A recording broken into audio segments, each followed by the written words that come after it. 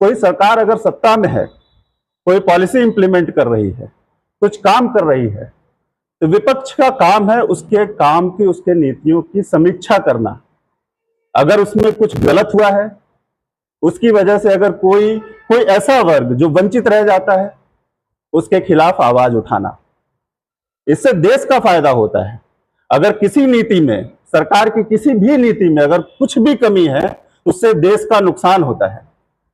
इसी के लिए लोकतंत्र को जिंदा रखा जाता है, इसी के लिए विपक्ष का जिंदा रहना। किसी ऐसे शब्द का यूज किया गया है जो मेटा पॉलिसी को वायलेट करता हो। तीसरा पोस्ट, जब हमारे यहां, आपको अभी याद होगा कि लेबर यूनियन ने स्ट्राइक कर दिया था कुछ दिनों पहले, उस समय मैंने न्यूज की ही कुछ स्क्रीनशॉट लेके पोस्ट किया था, जिसमें कर्मचारी भाई आगजनी कर रहे थे, तोड़फोड़ कर रहे थे। मैंने लिखा, कर्मचारी भाइयों से अनुरोध है कि तोड़फोड़ या उग्र काम ना करें, संवैधानिक तरीका अपनाएं। आगजनी, चक्का जाम और तोड़फोड़ से सरकार का नहीं, देश का नुकसान होता है। नुकसान वैसे भी योगी मोदी साहब की नीतियों ने बहुत कर रखा है और जनता काफी झेल रही है और भी झेलेगी। आपकी लड़ाई हक की है, इसे हिंसा में बदलकर सत्ता को बच निकलने का मौका मत दीजिए। संविधान का रास्ता अपनाइए ताकि सवाल भी खड़े हों और जवाब भी मिले। मुझे नहीं लगता इस पोस्ट में भी कोई आपत्ति होनी चाहिए किसी को भी। उसके बाद मैंने देखा कि मीडिया के लोग, उनको कौन सी मीडिया कहते हैं ये आप लोग ज्यादा बेहतर समझते होंगे, उसमें उन्होंने चलाया कि नोएडा हिंसा में पाकिस्तान कनेक्शन। अगले ही दिन उस पर मैंने लिखा कि वाह रे भक्त मीडिया, अब पड़ोसी भिखमंगे देश की हार तुम्हारी राष्ट्रीय जीत बन गई है।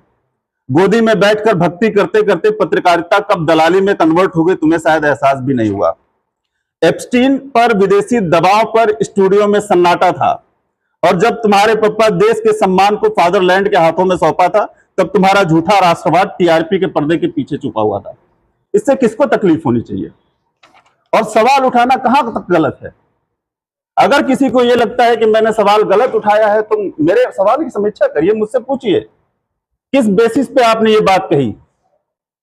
सवाल को, आपके सवालों को दबाना, आप जो आवाज उठा रहे हो उस आवाज को दबाना, ये लोकतंत्र नहीं है। आज हमारी आवाज दबाई जा रही है, कल आपकी भी आवाज दबाई जाएगी। और मीडिया का काम यह नहीं है कि देश में कुछ भी हो उसमें पाकिस्तान का कनेक्शन जोड़ दो। अरे वो भिखारी देश भीख मांग रहा है, और आपकी पॉलिसीज के चक्कर में, आपकी नीतियों के चक्कर में आज वो विश्व शांति का राजदूत बना हुआ है। भारत हमारे खिलाफ तैयार हो जाएगा।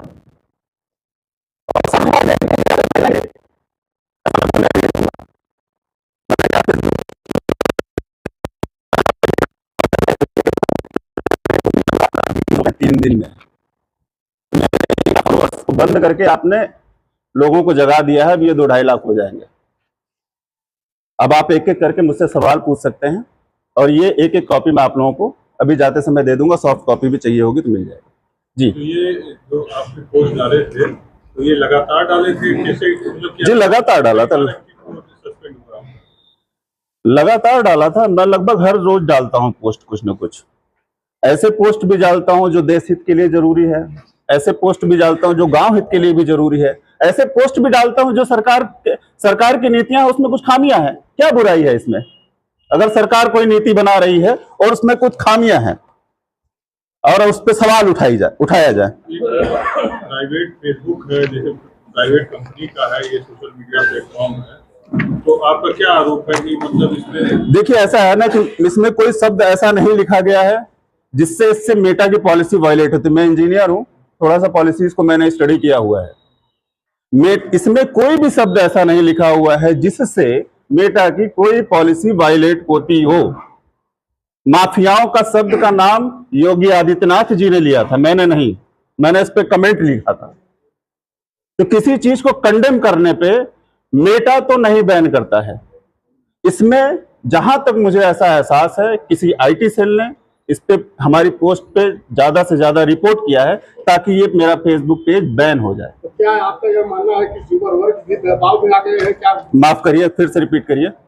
आपका यह मानना है कि जुगल वर्ग भी दबाव में आ गए हैं क्या मोदी और योगी थे? इस पे कोई कमेंट नहीं कर सकता, है ना। मार्क जुगरबर्ग अपना काम कर रहे हैं, उनकी पॉलिसी सिर्फ मेरे लिए नहीं है, वो सबके लिए है। मेरा सिर्फ इतना कहना है कि अगर आप कुछ पोस्ट कर रहे हो और मैं उस पोस्ट पे रिपोर्ट कर रहा हूं और कई सारे लोगों से रिपोर्ट करवाया, तो फेसबुक बाउंड हो जाता है बैन करने के लिए उसको।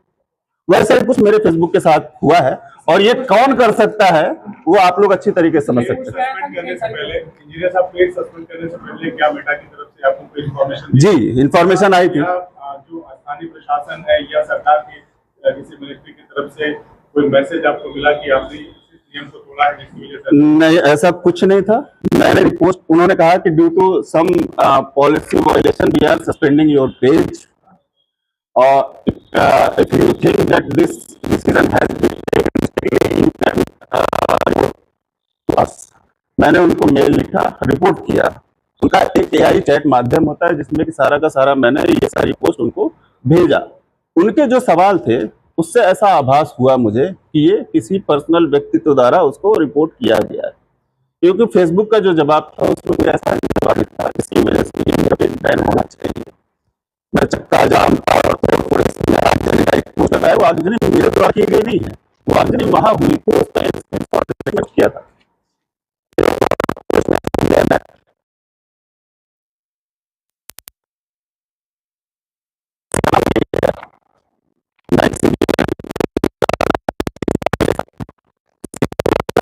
क्या है, उन्होंने इसको कि मेरी पोस्ट पे जो है कंडेम किया होगा। अब ये आप अंदाजा लगाइए कि किसने सोचा होगा कि किसके खिलाफ लिखा गया होगा। ये बात है उस दिन की जिस दिन महिला आरक्षण के लिए न्यूज आई थी, अगले दिन सदन बैठने वाला था। मैंने लिखा था, एप्स्टीन फाइल के नंगे नचनिया और अपनी ही अर्धांगिनी को छोड़कर भागने वाली बलात्कारी जनता पार्टी के अनपढ़ गुरु घंटाल और उनके भक्तगण आजकल महिलाओं के सम्मान की बात कर रहे हैं। वाकई ये हास्यास्पद भी है और दुर्भाग्यपूर्ण भी। ये बलात्कारी जनता पार्टी अगर कोई अपने आप को समझ रहा है तो समझ ले। मैंने तो बलात्कारी जनता पार्टी को बोला है ये बात, एप्स्टीन के नंगे नचनियों को ये बात बोला है मैंने। अगर कोई अपने आप को एप्स्टीन का नंगा नचनिया समझ रहा है तो समझ ले, मैं लिखना बंद नहीं कर सकता। जी, आप चाहते हैं क्या अगला कदम क्या होगा? मैं कुछ नहीं चाहता हूं। मैं मीडिया बंधुओं को यह कहना चाहता हूं कि इस लोकतंत्र को बचाने की जितनी जिम्मेदारी हमारी है उतनी जिम्मेदारी आपकी भी है। आप जितने तल्लीनता से पक्ष की बातें जनता तक पहुंचाते हैं, उतनी ही तल्लीनता से विपक्ष की बातें भी पहुंचाएं। जनता को यह मौका दें, वो सोचे समझे फैसला ले, कौन मेरे लिए बेहतर है, कौन मेरे लिए बेहतर नहीं है। जी, क्या है आपका इसमें क्या करना चाहते हैं? देखिए, मैं तो जो कर रहा था मैं करता ही रहूंगा।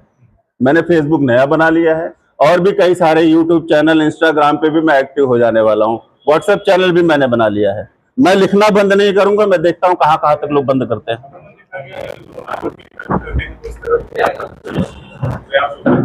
जी, कर सकते हैं, बिल्कुल कर सकते हैं, लेकिन मुझे जरूरत महसूस नहीं हुई। मेरे 1 लाख फॉलोअर मुझे 15-20 दिन में मिल जाएंगे, तो I don't find any issue in that. अगर फिर से करते हैं ऐसी गलती तो जरूर मैं इसको कोर्ट तक लेके जाने की कोशिश करूंगा। सोशल मीडिया पर कुछ ऐसे चैनल है जो सबका सवाल करते हैं, और कई चैनल जैसे नेशनल दस्तक हो गया, और भी कई चैनल है, यूट्यूबर भी हैं, जिनका चैनल सस्पेंड कर दिया जा रहा है। आपका भी सस्पेंड किया जा रहा है। इसको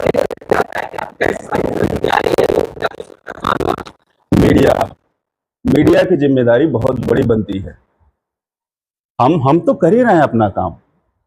हम अपना काम पूरे तरीके से कर रहे हैं। आप एक बात बताइए, हमारे राष्ट्रीय अध्यक्ष जी पिछले 4 दिनों में जो दौरा किया, जो स्टेटमेंट दिया, कितने मीडिया ने कवर किया उसको?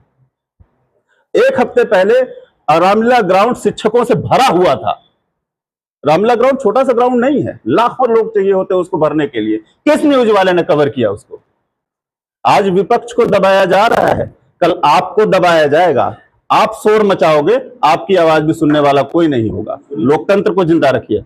बात अगर मीडिया की जा रही है, तो जब मोटिव फाइनेंस की बात होती है, विज्ञापन की बात होती है, तो उन्हीं को दिया जाता है जो आपकी खबरें प्रसारित नहीं कर रहे हैं। इन छोटे यूट्यूबरों का नहीं ध्यान दिया जाएगा तो यह भी वही दबाव तो झेलते हैं। ये गलत सवाल मैं इसको कहूंगा। मीडिया विज्ञापन से नहीं चलता, मीडिया खबरों से चलता है। अच्छी खबर बनाइए, विज्ञापन का चक्कर छोड़िए। आप